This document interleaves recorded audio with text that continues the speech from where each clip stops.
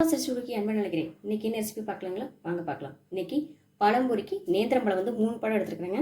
மேலே தோலுது அப்படி இருக்குன்னா பழம் வந்து உள்ள நல்லா பழுத்திருக்கும். வாங்க எப்படி செய்யணும் பார்க்கலாம்.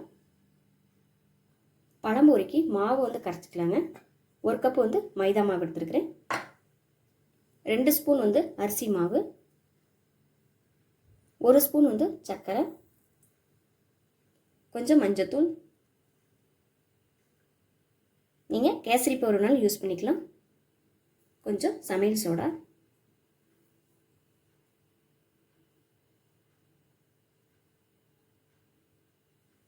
இது எல்லாத்தையும் நல்லா கலந்துக்கலாங்க.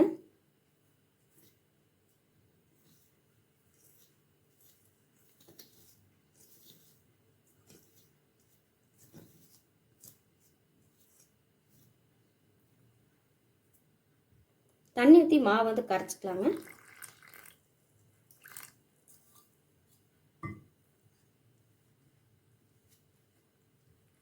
கொஞ்சம் கொஞ்சம் தண்ணி ஊற்றி மாவு கரைச்சிக்குங்க.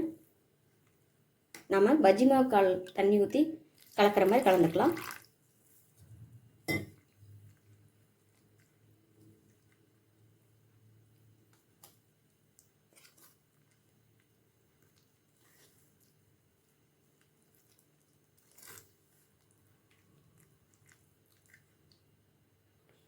இந்த அளவுக்கு மாவு நல்லா கரைச்சாச்சுங்க.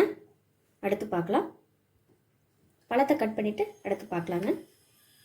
பழத்தை இந்த அளவுக்கு கட் பண்ணி எடுத்தாச்சுங்க. வாங்க எண்ணெயில் போட்டு எடுத்துக்கலாம்.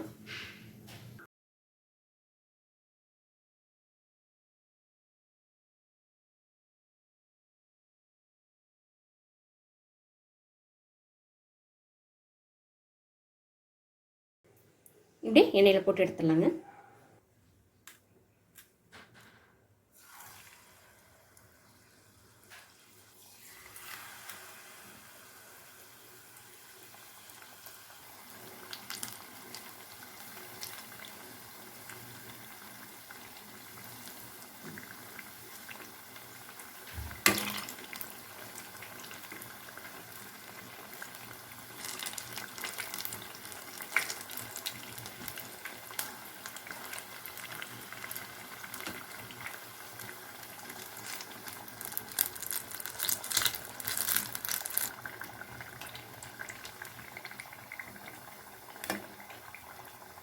பழம்பொரி ரெடி ஆயிடுச்சுங்க, எடுத்துடலாம்.